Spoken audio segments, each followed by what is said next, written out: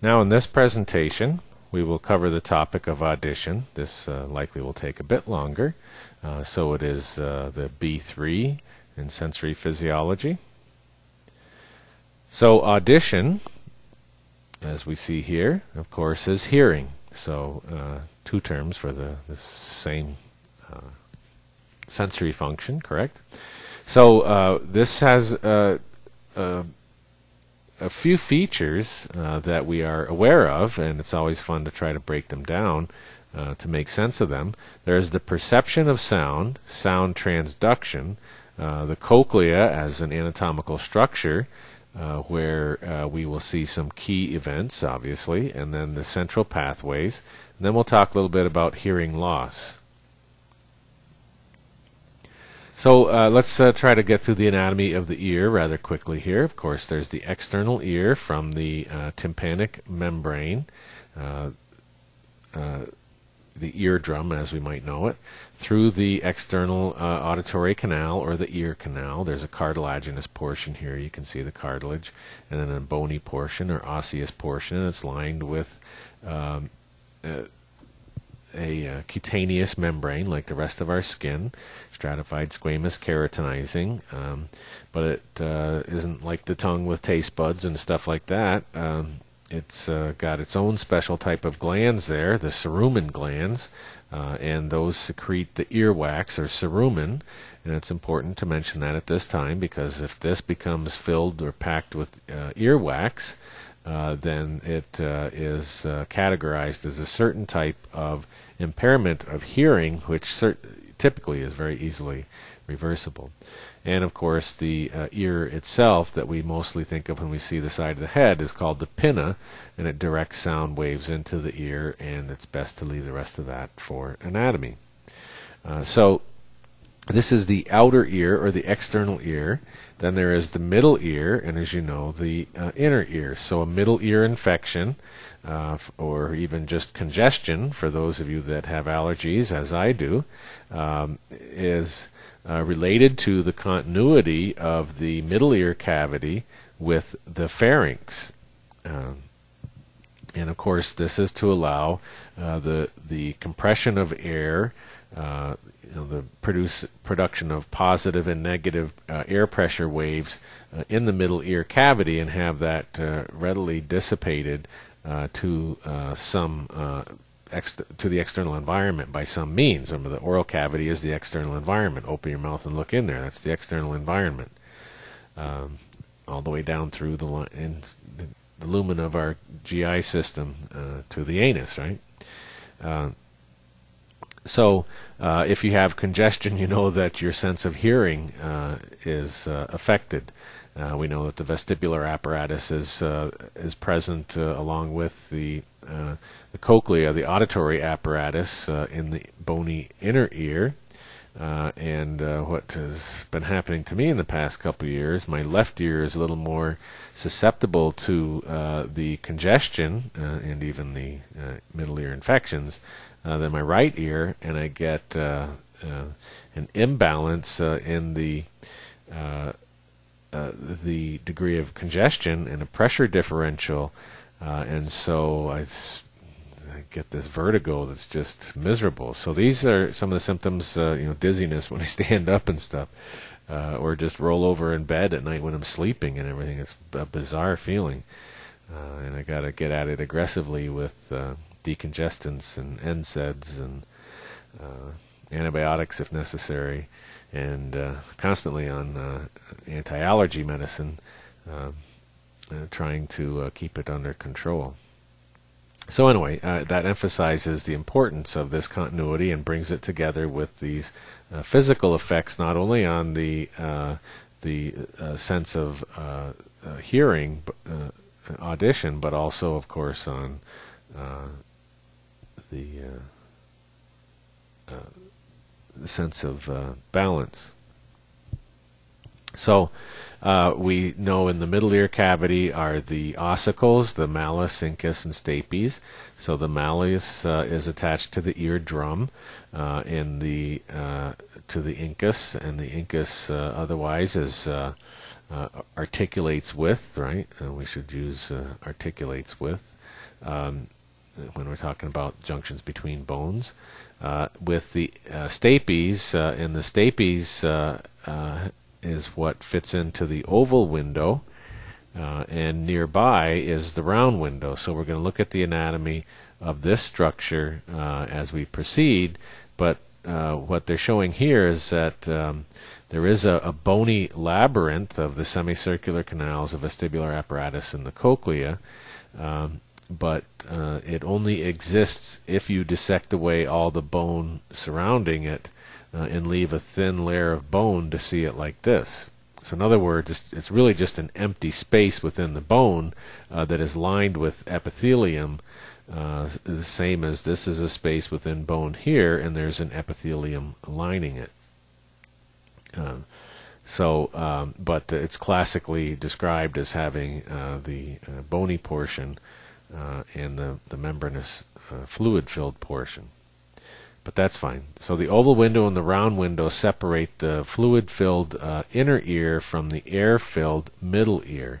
So we are going to have a biomechanical transduction from sound waves, compression waves in the air, through the eardrum, and it will be transduced through the bony structures into a mechanical displacement on a membrane between the stapes and the fluid-filled chamber in the inner ear, and then it is transduced into compression waves within a fluid that, of course, transmits in all directions away from there. And we'll follow that anatomy, and very likely you are familiar with it. So the sound waves then, starting with that, hearing is our perception of energy carried by sound waves. So all that is affecting or generating the stimulus, let's say, is compression of the air, and the compression, of course, is going to have a certain wavelength between the compression waves, and over a period of time, a certain number of waves per second. And of course, this is oddly enough when the authors decide to define hertz as the number of events per second, and in this case, it would be the number of waves per second, and we'll look at that in a little more detail as we proceed. We already talked about frequency as far as firing rate, how many action potentials per second. So it depends on what you're referring to as far as what the hertz is truly measuring, right? But it's always on a per second basis. So the sound waves alternate peaks of compressed air and valleys where the air is less compressed. And this is what I was saying. You're going to have the transitions from high pressure to low pressure air events in the middle ear cavity that have to be dissipated or corrected for back and forth. And you know this occurs even when you fly in an airplane. When you leave the ground, the pressure in here is sea level, if you're at sea level, or whatever it might be otherwise. And when you get up 30,000 feet, or even before then, you know that then the pressure in the pharynx and in the external ear canal is much less, and so that can even throw off your sense of sense of hearing. Excuse me. And you know that you have to do some things, yawn or chew gum or whatever, to try to get the air to move through here to balance it out. But on an instant-to-instant basis, as this is vibrating, you need that free movement of air to counter that changing pressure situation in the middle ear cavity. So we now see the appearance of sound waves. So our approach to reading graphs is always to look at the x-axis. What is it? Time. What are the units? Seconds. So this is 0.25 seconds, and here's 0 seconds. Remember, this doesn't always have to start at 0. So, and if you're looking at two different ones, they don't always have to be at the same scale. So be very careful to look at the scale of the x-axis as well as the y-axis. Here we're seeing the intensity in decibels, but no units on there, and that's fine. The amplitude, the height of the wave, the distance from the lowest level, which may not be 0, and the highest level for an individual wave, compression wave, is called the intensity, and the units of measurement are in decibels. And then the distance, as you know, or it really is a distance, because you can physically measure the distance of these once they are captured and projected like this, is the wavelength. So the distance between two peak wave events, as you know, is the wavelength. And the wavelength can differ, excuse me. And we know the amplitude can differ, right? So here we have 0.25 seconds. So that's a quarter of a second.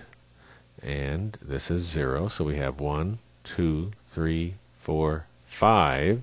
So 5 times 4, that should be a 20 hertz, correct?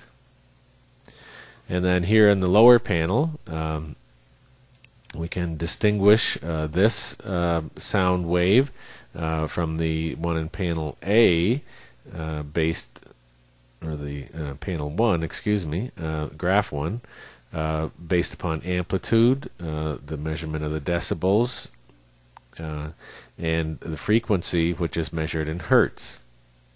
So it looks like they don't have the units there, but presumably the amplitude has not changed. So this is a frequency modulation, correct? And we have 1, 2, 3, 4, 5, 6, 7, 8. So 8 times 4 is 32. So this would be 32 hertz. So obviously we're on the lower end. The frequency goes much higher than that. I'm just peeking in the textbook to ascertain that indeed, yes, we are dealing with frequencies in the range of 20 to 20,000. So we had, 20 here. This is the lowest end. That's the lowest that we'd be able to detect physically with our sensory receptor system and perceive as human beings. Some organisms, like elephants, for example, can perceive shorter wavelengths, and then up to 20,000 hertz. So we might see the same amplitude in something that would appear like this, but we would have to, let's say, for example, here, to make it 20,000 hertz, this would have to be times 10 to the minus 3, correct? Because this 1, 2, 3, 4, 5 was 20. So to make it 20,000 hertz, you'd have to multiply that by 10 to the minus 3. Shift the decimal place 3 times to the left, as you know. So that's why it's important to read your x-axis, right? So if I pulled this and put it on the exam, and then used Photoshop to get rid of that and made it 0.00025 after the decimal, this would be 20,000 hertz. So watch for that. So the most acute hearing is between 1,000 and 3,000 hertz. So the textbook takes you through some of those discussions, and I think there might be 1 or 2 slides that mention some things, but we're trying to focus some more on the functional anatomical features in this presentation.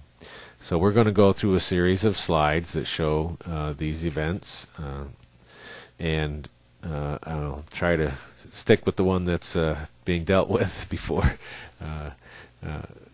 going on to the others that are covered by the other number as I did before.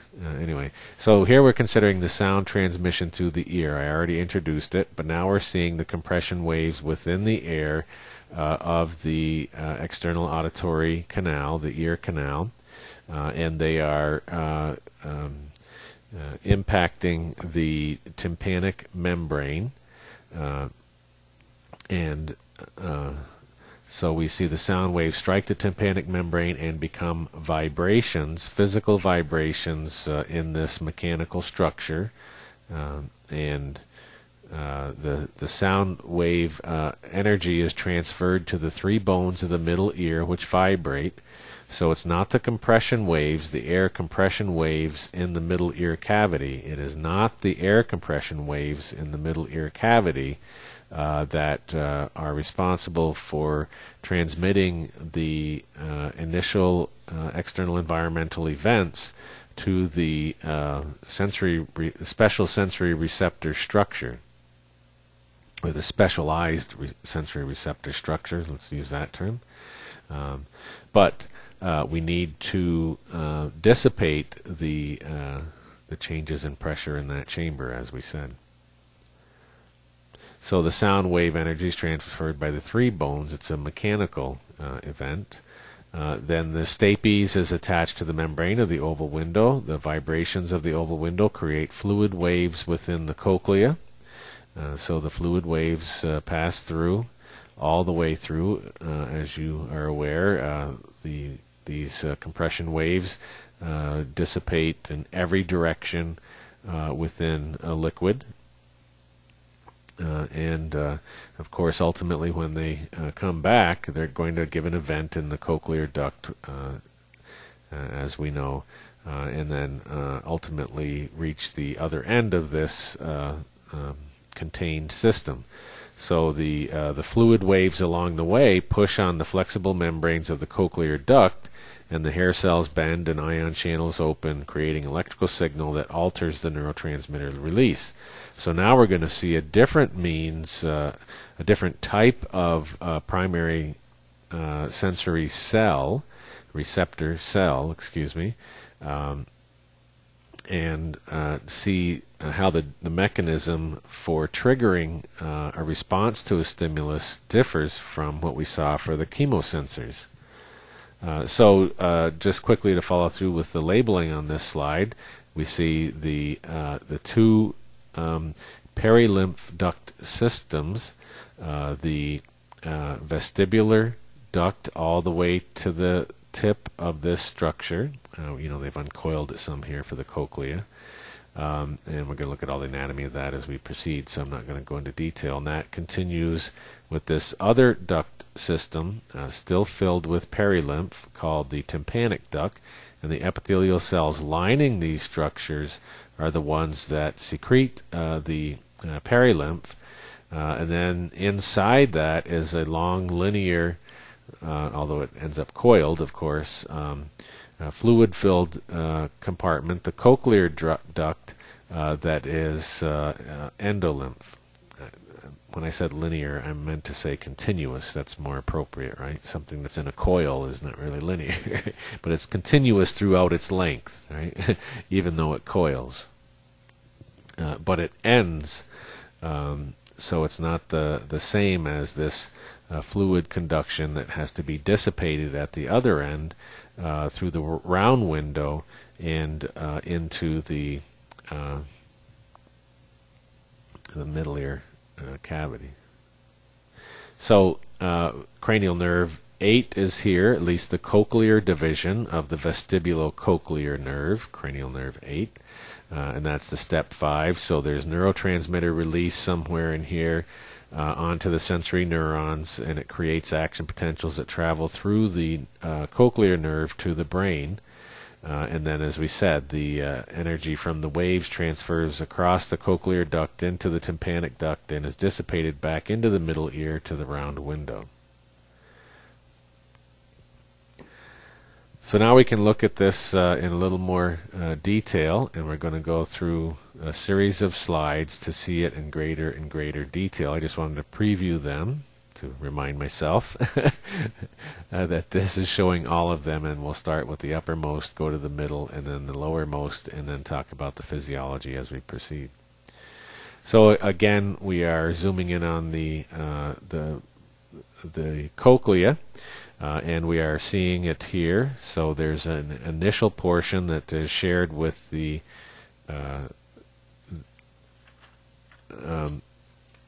vestibular division of cranial nerve 3, and cranial nerve 8, and my reason is I'm having a hard time remembering equilibrium, so you probably heard the pages flipping there.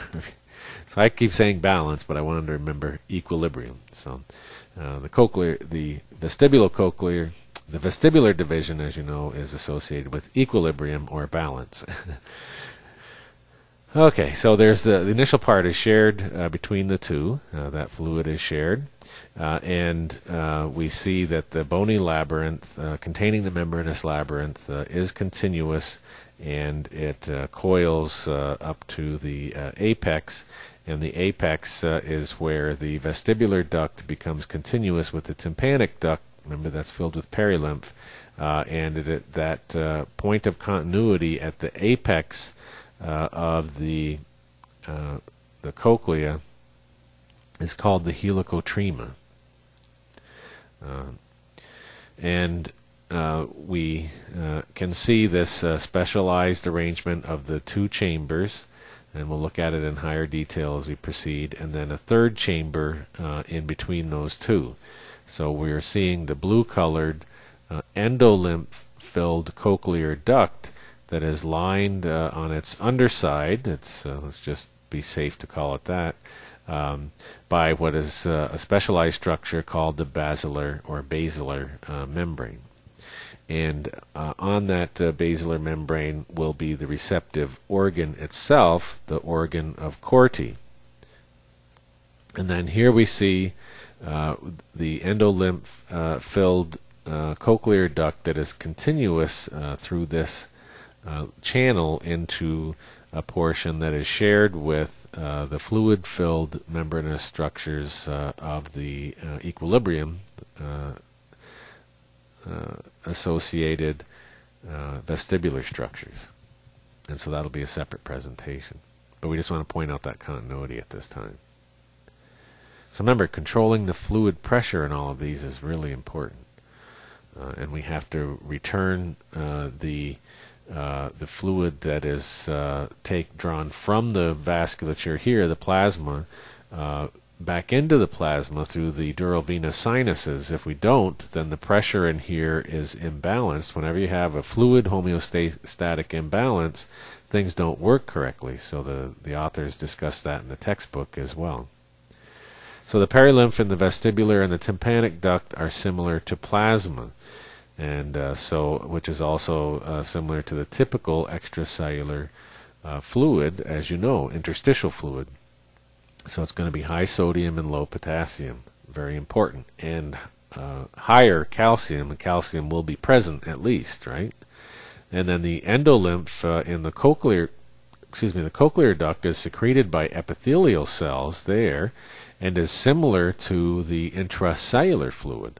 So the endolymph thereby is going to have low sodium, high potassium, and very little calcium. Now that's important to remember that. So here we see the higher magnification of the basilar membrane and the organ of Corti. And now we see that additional feature, a specialized type of extracellular matrix, and we always picture it in a cross-section like this, but remember it's a continuous shelf all the way through the spiral up to the helicotrema, and that is the tectorial membrane.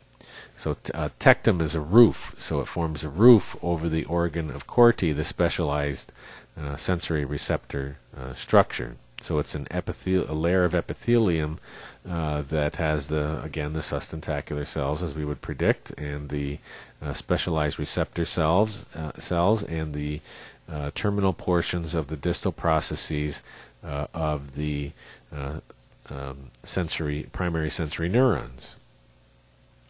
So before we leave this slide and go to look at higher magnifications, we want to look at a couple of other things. First, before leaving what's called the spiral ganglion or the cochlear ganglion, we remind ourselves that this is going to be a typical bipolar neuron.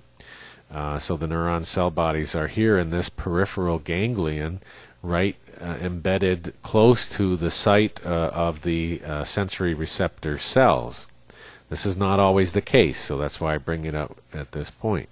In other cranial nerves, the ganglia are going to be very close to the attachment, or closer to the attachment to the brain. Here for cranial nerve 8, the cochlear division at least, the ganglion cells are the primary sensory neurons, or the first order sensory neurons, all the same thing, are close to the receptor cells.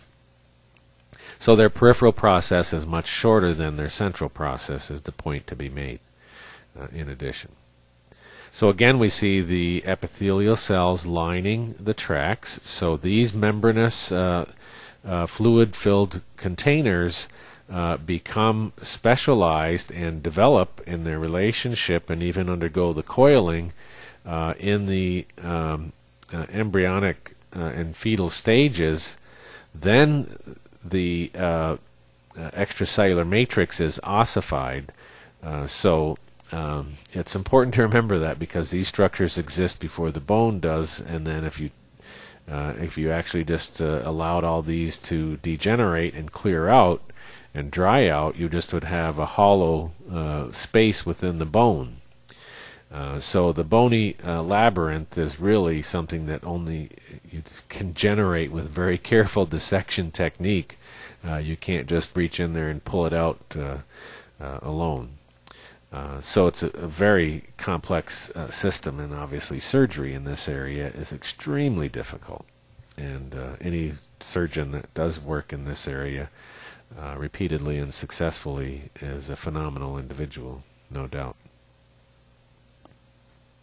So when we see these illustrations, remember that the tympanic duct is the one below the basilar membrane, and the vestibular duct is the one farther away on the top above it. And of course the cochlear duct is in between.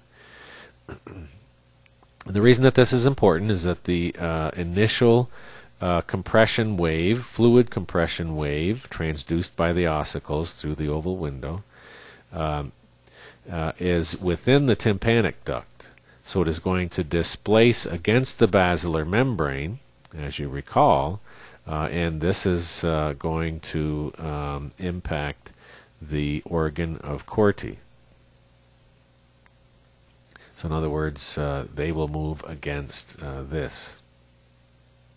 So the authors use the analogy of the tectorial membrane being a wall and the sensory cells as being a paintbrush. So the wall stays stationary and you move the paintbrush against the wall. So the waves, the fluid compression waves in the tympanic duct displace the basilar membrane. I like this illustration better. We'll look at it from here now. So the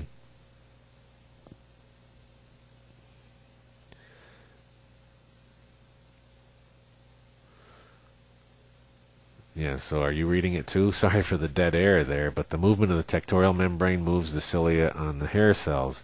So they're saying that the fluid wave is transduced to the cochlear duct, and then the tectorial membrane is displaced onto the surface there.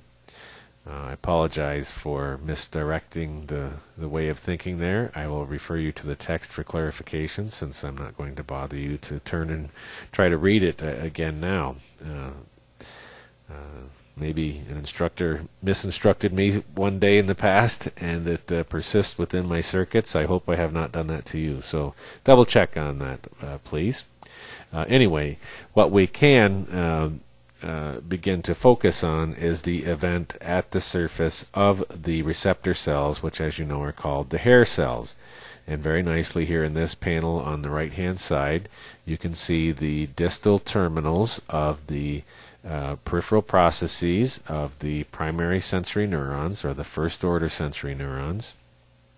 And they are just subjacent to the basilar membrane of these hair cells. There's inner hair cells and outer hair cells, and we're not getting into that detail here. At the apical membrane, or the apical surface of these receptor cells, are these projections. There's only one stereocilia, and that's the tallest one. It is a point of reference as to whether the cilia, the hair on the hair cells, are being deflected toward it or away from it. And we get different physiological results in the hair cells, hair cell membrane, depolarization or hyperpolarization as a result of that. So there are mechanical receptors essentially in the membrane, and the deflection of these toward the tallest stereocilium will open the channels, as you see here, and away from it will close those channels, and there will be an inhibition. So we're either going to get depolarization or hyperpolarization, depending upon the direction of the deflection of the stereocilium. So at rest, there is a tonic activity, a basal level of exocytotic release at the basal membrane, all these basal things, right? But there is a tonic release, a baseline level or basal level of release of the transmitter onto the primary sensory neuron. Thus, we are going to have a resting firing rate, or a basal firing rate of the first order sensory neurons.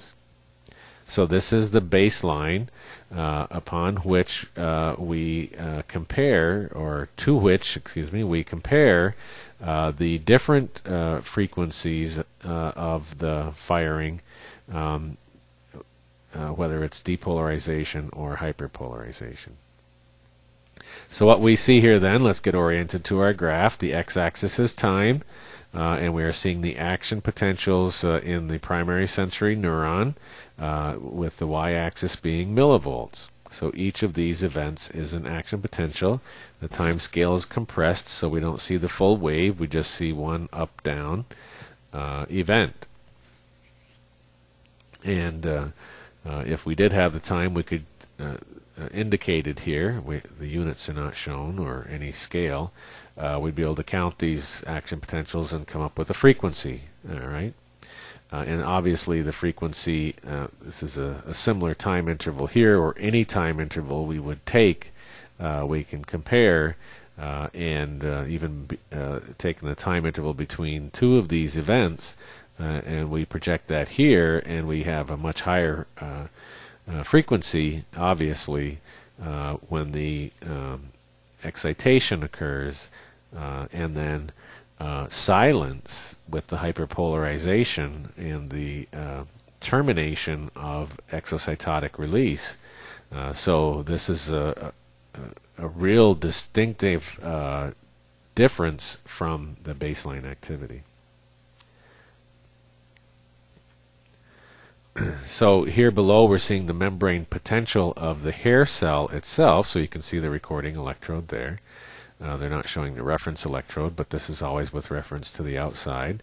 So it has a resting membrane potential of -30. Remember I said that different cells will have different resting membrane potentials, and this is in millivolts.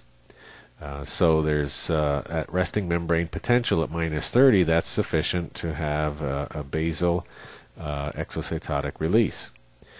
When you get depolarization towards 0, then you get a greater release, exocytotic release of the transmitter. And then here, when you release the depression or the pressure of the onto the stereocilium, then you go back to baseline, and you get the ultimate return to the resting membrane potential. And then with the deflection in the opposite direction, you obviously get a hyperpolarization, more negative, and this silences the primary sensory neuron completely.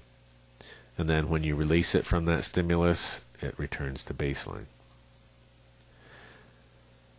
There is a sensory coding for the pitch, so the first level of coding within this system is actually generated or carried out by the biophysical properties of the basilar membrane. It has the greatest degree of stiffness in the region near the round window where it originates. And because it is more rigid there, or stiff, then it will require a higher frequency or a higher pitch to vibrate. Whereas farther distally from the round window, closer to the helicotremia, you have the most flexible region, and it'll most easily deflect at low frequencies, and that's where the low pitch is generated or detected, let's say, for the initial transduction to the first neural signal. So this is the term I was trying to recall in an earlier lecture on the CNS about the tonotopic organization of the primary auditory cortex. I couldn't remember it. We had done the somatotopic for the homunculus, and I do remember that I couldn't remember tonotopic. So this is where we begin to see the tonotopic organization, and so different primary populations of primary sensory neurons of the cochlear nucleus, ganglion, the spiral ganglion, are going to innervate the receptor cells along the length of the basilar membrane and pick up and be responsible for delivering the signals for those tones into the central representation. So it would be possible to transect just a certain portion or lesion just a certain portion close to the helicotremia and lose the lowest frequency of sound detection capabilities. So that sensory coding, the tonotopic, the origin of the tonotopic distribution is illustrated in this slide, the sensory coding for pitch. So you can see that it's possible to measure the relative motion of the basilar membrane in micrometers. That's 10 to the minus 3 meters. So we have 0 to 3 in each of these upper, middle, and lower graphs. And we see that the input stimulus is 100 hertz, 400 hertz, or 1600 hertz. Then on the x-axis, we are measuring the distance from the oval window. So with the 100 hertz, we see that the peak displacement or relative motion of the basilar membrane is 30 millimeters remote or distal from the oval window. So there's a bit happening all along the way, but the peak is the farthest away, right near the helicotremia. And then 400 hertz is going to be at about 25, the peak at about 25 millimeters. And then 1600 hertz, the highest frequency being tested here, is about 18 millimeters away from the oval window. So obviously all the way up to 20,000 hertz as we would get ever closer to the oval window.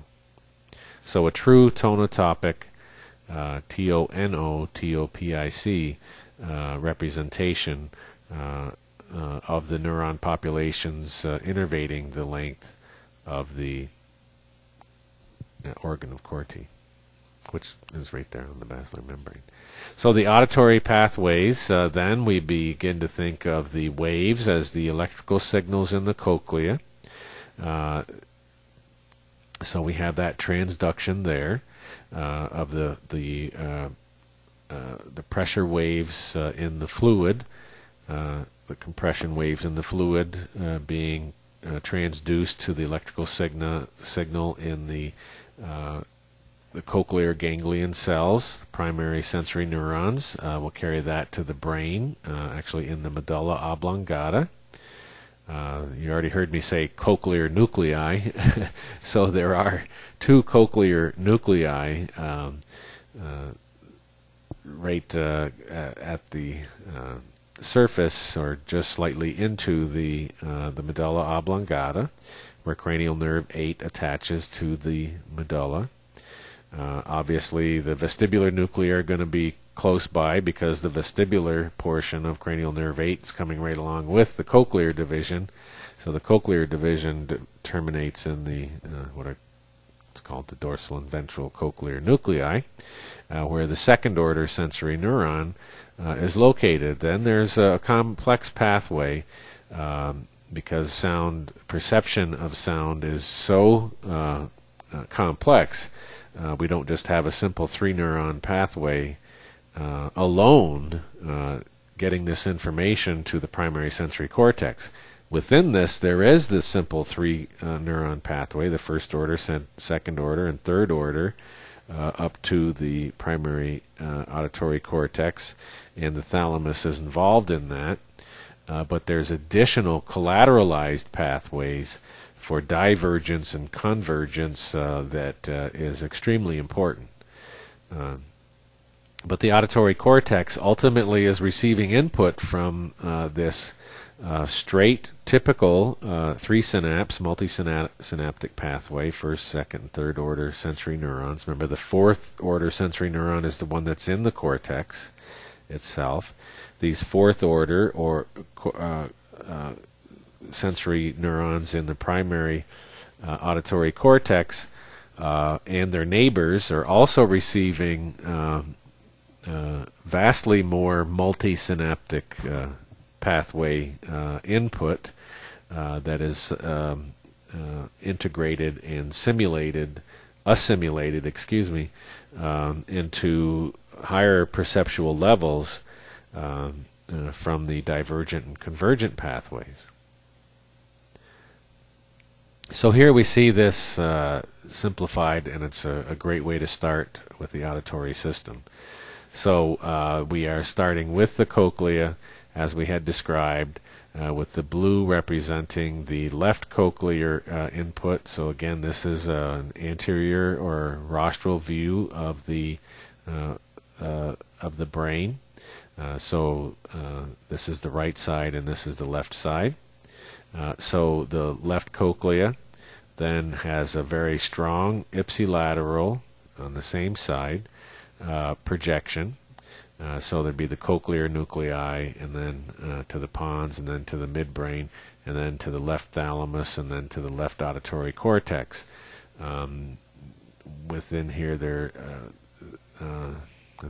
may not be a simple three synapse pathway, but forgive me if I'm wrong. It's complex, right? Then, of course, there is a contralateral component that is a simple projection to the opposite side from the medulla to the pons. And so there's a sharing of the right and the left information there. And so obviously the information from the right cochlea is going to be received more rapidly than that from the left in these areas. And so we begin already with the capabilities to calculate the timing differential for the spatiotemporal orientation of the origin of the sound. So that's a perceptual feature based upon the timing differential for the receptors to be activated. But they're not telling you how far away something is. It's just the difference in time of the information, the same information being received, and the CNS is making that calculation and determination. But from there, the shared information on both sides makes it up. So the left primary auditory cortex, again here in the superior temporal gyrus, is receiving bilateral information. Of course, it's been filtered and processed a bit, but still it is receiving information from both sides. So the different categories of hearing loss are mentioned here: the conductive, the central, and the sensorineural types. So with the conductive, there's no transmission through either the external or the middle ear, so that accumulation of earwax was the one that we said would be categorized similar to something that would be obstructing or interfering with the articulation. So arthritis in your interossicular joints would be a conductive type of a loss of the sense of hearing. The central would be damage to the neural pathway that we just looked at between the ear and the cerebral cortex, or cortical damage itself. Then the sensorineural would be damage to structures of the inner ear, which is not all that common. You'd have to have quite a horrendous traumatic injury to the skull to damage the inner ear. But one of the examples was given was when there is some disruption of the fluid homeostasis of the endolymph, as we had mentioned, and that is related to Meniere's disease, which kind of has similar symptoms to what I had described of the when one ear gets more clogged than the other. So differential diagnosis is important, obviously. When I go and get checked, they're thinking Meniere's disease when I describe what's happening, but I've been seeing the same physician for like 20 years now. And so I just say, no, I've got the congestion on my left side and not so much on the right. And then he looks in the ears and sees one side bulging, the eardrum bulging from all the pressure in there, and the other side it isn't. Then he knows what to do.